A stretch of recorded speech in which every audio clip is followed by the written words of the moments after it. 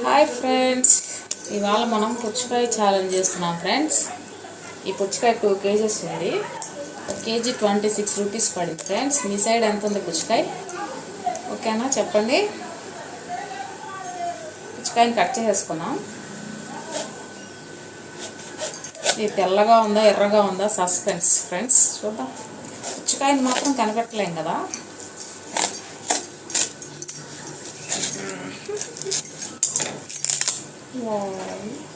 మంచి కలరే ఉంది ఫ్రెండ్స్, కనిపిస్తుందా?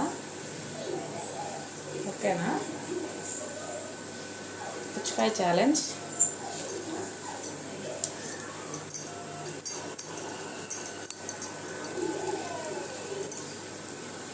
కట్ చేసుకో.